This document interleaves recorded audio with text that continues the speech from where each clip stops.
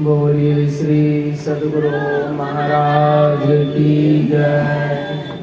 जोरदार आवाज लगाइए। बोलिए श्री सद्गुरु महाराज की जय। श्री सद्गुरु महाराज की जय।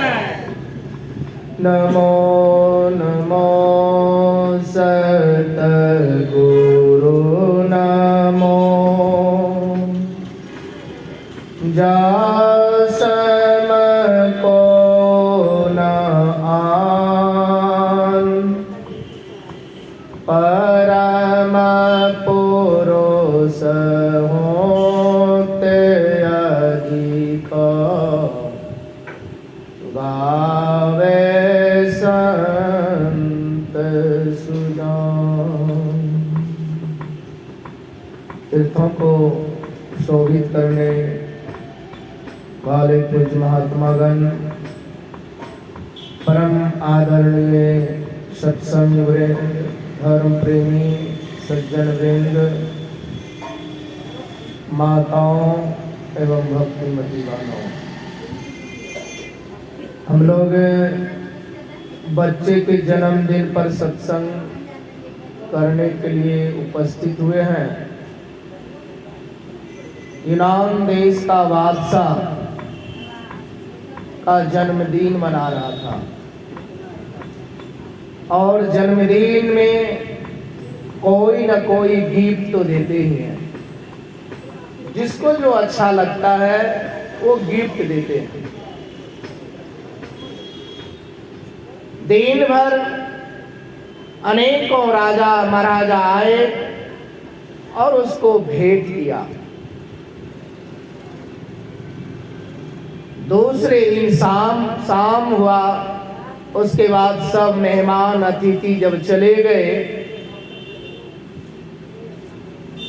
तो बादशाह ने कहा कि कौन राजा ने क्या गिफ्ट दिया है,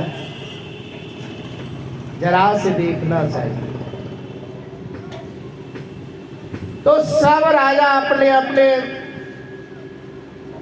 नाम पता लिस्ट साट करके गिफ्ट के ऊपर देता है। सब कोई देता है ना, अपना अपना नाम पता दे देता है।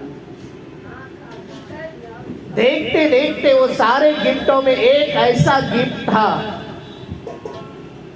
उसमें ना नाम था ना पता था।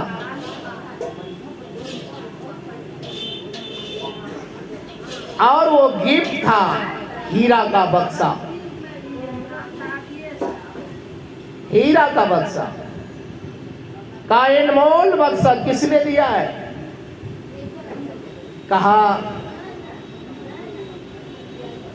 कोई पता नहीं है, एक गुप्त रूप से कोई दिया है। उसके दरबार में जितने ज्ञानी थे, जितने वेदज्ञ थे, सबसे सलाह मंत्रणा लिया। पहले तो बक्सा को खोल कर देखा, वो हीरा के बक्सा में बिल्कुल कुछ नहीं था, खाली था, सिर्फ बक्सा ही दिया था। यूनान देश का बादशाह चकित हो गए। काहे हीरा का बक्सा? लोग हीरा रखने के लिए, सोना रखने के लिए उसके अनुकूल बक्सा गिनते हैं। जो जैसा द्रव्य होता है वो वैसे उससे ज्यादा बहुमूल्य को रखने के लिए वो ऐसा बक्सा है गिनते हैं। बक्सा रखते हैं किस लिए? उससे ज्यादा वस्तु को छिपाने के लिए, बहुमूल्य को छिपाने के लिए। और ये स्वयं हीरा पावरफुल है। इस बक्सा में क्या रखा जाए? क्या रखा जाए? वहां जितने ज्ञानी थे, जितने वेदज्ञ थे, जितने शास्त्रज्ञ थे, कोई कुछ कहा महाराज हीरा तो स्वयं अपने आप में पावरफुल है, इससे महंगा कोई द्रव्य है ही नहीं जो हीरा की बक्सा में ही रखा जाए। सब के सब नहीं उत्तर हो गए। किसी के मन मस्तिष्क से कोई स्फुरना नहीं आया। अंतिम में सिकंदर बादशाह कहते हैं इस बक्सा में संत होमर्स का पुस्तक रखा जाए। संत होमर्स का पुस्तक। तो सारे जितने मंत्री बैठे हुए थे आवाज होकर कहते महाराज वो पुस्तक दे, 2 पैसा का पुस्तक है और ये हीरा का बक्सा अनमोल कीमत है। ये हीरा के बक्सा के सामने वो पुस्तक का क्या कीमत है। ईरान बादशाह, देश के बादशाह ने कहा कि बेशक वो 2 पैसे का पुस्तक है, लेकिन मानव जन्म को अनमोल बनाने का अगर किसी में क्षमता है तो एकमात्र संतों के साहित्य में।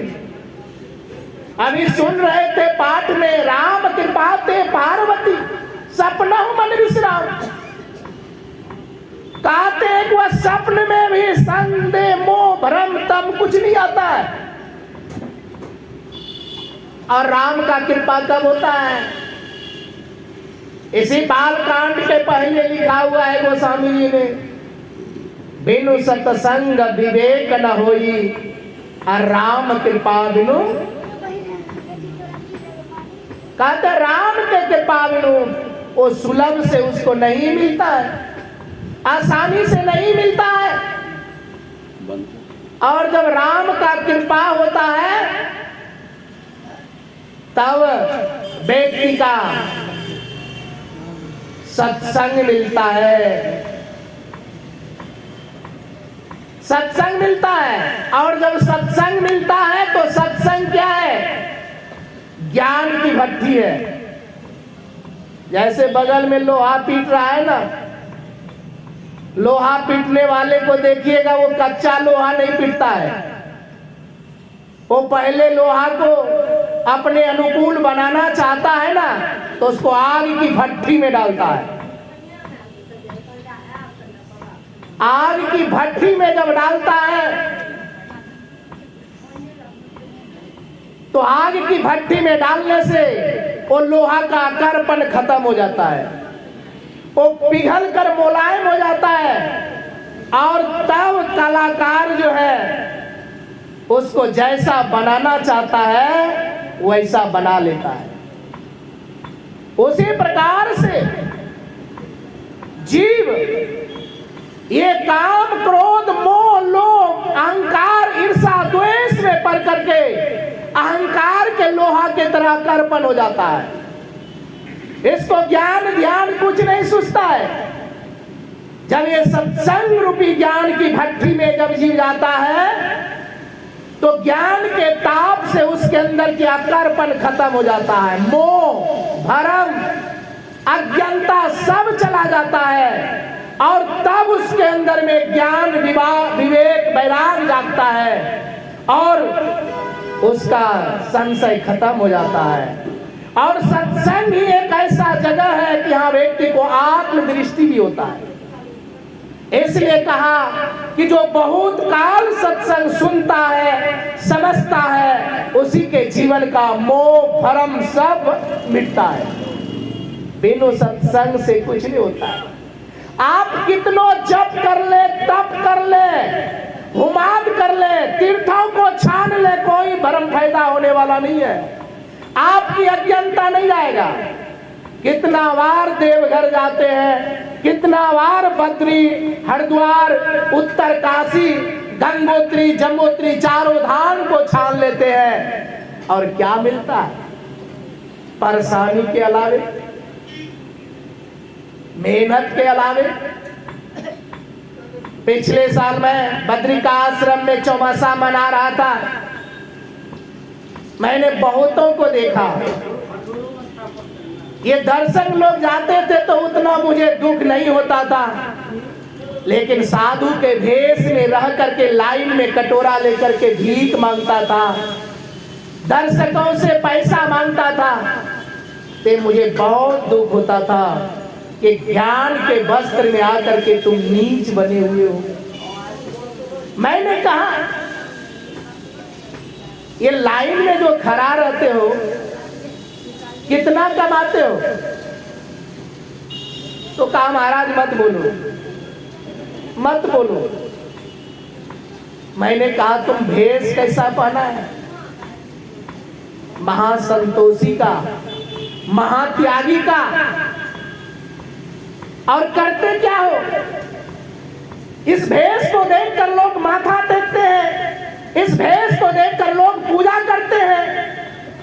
उत्तम भेष बनाए हो और काम क्या नीच भला करते हो। जिससे चलते तुम्हारा कोई अस्तित्व नहीं रहेगा। आप गए, आदर गए, नैनन गया सने, ये तीनों तभी गया जब कहे कछु दे। जैसे तुम हाथ फैला दिया मांगने के लिए, वैसे तुमको सब चला गया, सम्मान प्रतिष्ठा। स्वामी सतप्रकाश बाबा सुना रहे थे कि ऐसे हम सत्संग के प्रोग्राम में जाते हैं तो लोग पैर धो करके पूछते हैं, फूल चढ़ाते हैं। और मैं एक बार अखिल भारती के सत्संग में चंदा लेकर गए थे मांगने के लिए, तो चंदा के नाम के सुन करके सत्संगियों की प्रेम को देखा। वो भूल गया कि बाबा आया है पैर धो करके फूल चढ़ा। बाबा किस लिए आया है? तो चंदा करने के लिए आया। इसलिए ये भेष उत्तम भेष है। उत्तम भेष तभी होता है जब आचरण उत्तम होता है, और आचरण उत्तम तभी होता है जब वो संतोषी होता है, संयमी होता है, चरित्रवान होता है। और चरित्रवान जो नहीं है तो कैसा भी भेष बना लीजिए, अंत में आपका कपट खुलेगा और आपकी जो दशा होगा वो शास्त्र प्रमाण है कि नहीं। इसलिए ये मानव का शरीर मिला। अभी बहुत सारी बातें को सुन रहे थे, जो संतों का दर्शन नहीं किया है, परमात्मा की कथा को नहीं सुना है, और सबसे बड़ा जो परमात्मा की भक्ति नहीं करता है तो जीते जी मुर्दा है, मुर्दा। शंकराचार्य जी महाराज से विवेक चूड़ामणि ने पूछा, अंधा कौन, बहरा कौन? तो शंकराचार्य जी महाराज ने कहा, जो हकीकत को देखता नहीं है वही अंधा है, जो सच्चाई को सुनता नहीं है वही बहरा है, और जो सत्य बोल नहीं पाता है वही गूंगा है, वही गूंगा है।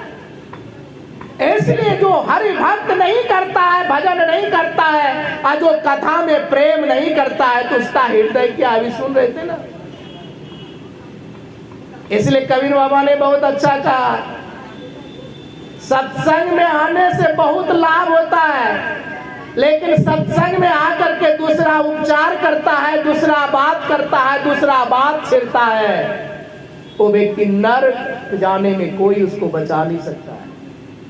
इसलिए भगवान राम ने भी माता सबरी से यही बात कहा, पहला भक्ति करने में कोई बंधन नहीं, कोई रुकावट नहीं। तुम शराब पी करके आए हो कि मांस खा करके आए हो, मन से आए हो कि बेमन से आए हो, अगर संतों का दर्शन के पास आया तो जैसा भी आएगा तुमको लाभ ही लाभ होगा।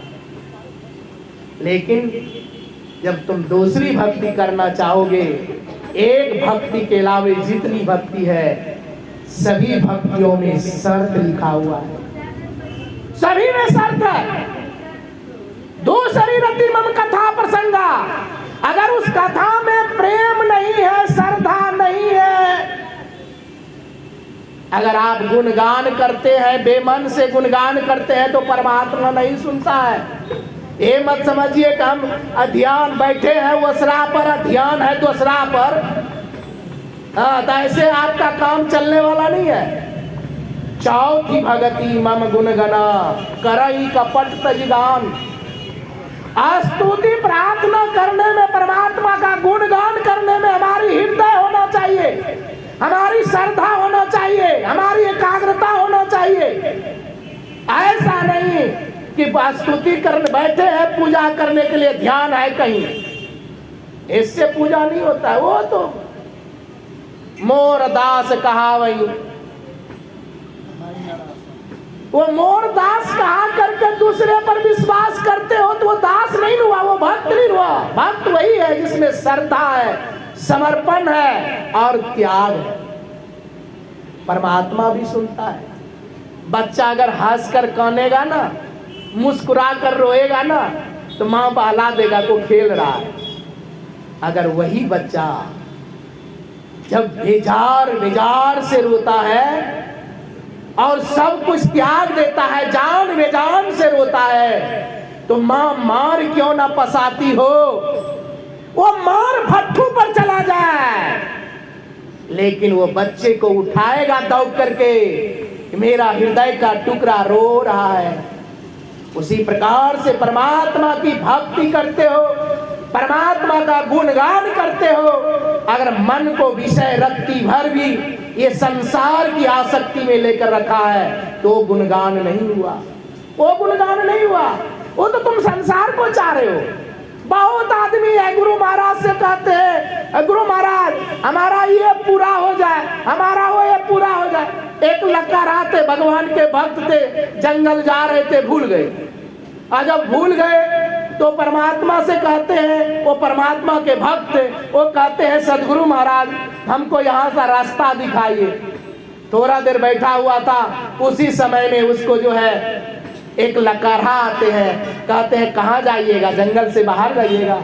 कहा चले आइए मेरे पीछे पीछे। जब वो जंगल से बाहर हो गया तो भक्त परमात्मा को दुरदुराने लगा, उलाना देने लगा। वाह, भक्ति में आपका करता हूं और सहयोग लकारा करता है। मैं आपसे याचना किया कि मुझे जंगल का रास्ता बता दीजिए और आप नहीं आकर के लकारा आया। वो जब जैसे खा करके सोने के लिए गया, रात्रि में वो स्वप्न देखता है। गुरु महाराज ने कहा कि तुम मुझे नहीं बुलाया था, तुम रास्ता दिखवाने के लिए कहा था, इसलिए उसका लकारा का रास्ता और कहीं था। मैंने उसको प्रेरित करके तुम्हारे साथ लाया और तुम्हें पीछे पीछे लगा करके रास्ता दिखलवा दिया। तुम रास्ता कोई भी तुमको दिखाना चाहिए ना, हम दिखवा दिए। तो ये तो नहीं कहा। तो उसी प्रकार से गुरु महाराज हमारा ये पूरा कीजिए, ये पूरा कीजिए, वो पूरा कीजिए। थोड़ा बहुत बड़ी मुश्किल से 2 मिनट भी जब तप नहीं करते हैं, ध्यान नहीं करते हैं, परमात्मा की प्रार्थना नहीं करते हैं, स्तुति भी करते हैं तो समय नहीं रहता है, तो बैठ कर भी नहीं करते हैं, चलते फिरते करते हैं, तो परमात्मा तो देख रहा है उसका बिरती कहाँ है, लौ कहाँ है, वो अंधा थोड़ी है। इसलिए उसके कृपा को पाने के लिए, कृपा शब्द क्या बना है, क्री धातु लगा हुआ है, क्री धातु की करी पा, जो करेगा वही पाएगा। परमात्मा की कृपा सब तरफ होता है, सदगुरु की कृपा सब तरफ होता है। जैसे वर्षा सब जगह बरसता है, लेकिन पानी कहाँ ठहरता है, जहाँ गड्ढा होता है, पात्र होता है। उसी प्रकार से परमात्मा और गुरु की कृपा सर्वत्र होता है। जो नम्रता पूर्वक, सेवा पूर्वक, प्रेम पूर्वक और दया दीनता पूर्वक अपना प्रार्थना करता है, पाखंड और अहंकार तजी, निष्कपट हो और दीन हो, सब कुछ समर्पण कर गुरु की सेवा करनी चाहिए। जो ऐसी अर्जी बना के रखते हैं और जैसे ध्यान को बना के रखते हैं, उसी पर परमात्मा और राम की कृपा होता है। उसी भक्त के अंदर में अहंकार नहीं होता है, घृणा नहीं होता है, द्वेष नहीं होता है, आदि आदि बातें नहीं होता है, और उस पर परमात्मा असीम कृपा करता है। वो जैसा चाहता है परमात्मा उसको वैसा कराता है और आत्मज्ञान दिला देता है।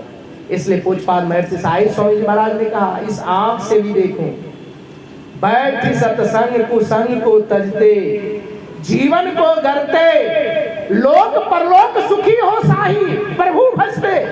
लोक परलोक सुखी होने के लिए कुसंग को तज करके सत्संग में बैठिए और जीवन को गढ़िए, बदलिए। जब सत्संग कीजिएगा, इसलिए गुरु महाराज ने कहा, नित्य प्रति सत्संग कर ले प्यारा, तेरा कार सरे सारा, सार कार्य को निर्णय करके धर चेतन धारा, हर चेतन धारा पिंड के पारा, दसम दुआरे का ज्योति जग जावे, अति सुख पावे शब्द सहारे का। इसलिए सत्संग नहीं करेंगे तो ब्रह्मानंद स्वामी ने स्पष्ट शब्दों में कहा, सत्संग बिना ज्ञान उपजय, कर ले जतन हजार रे, ब्रह्मानंद कहे खोज सदगुरु पूरा, तो उतरे भवजल पार रे। तो सत्संगति जग सार साधो, सत्संग जग सार है।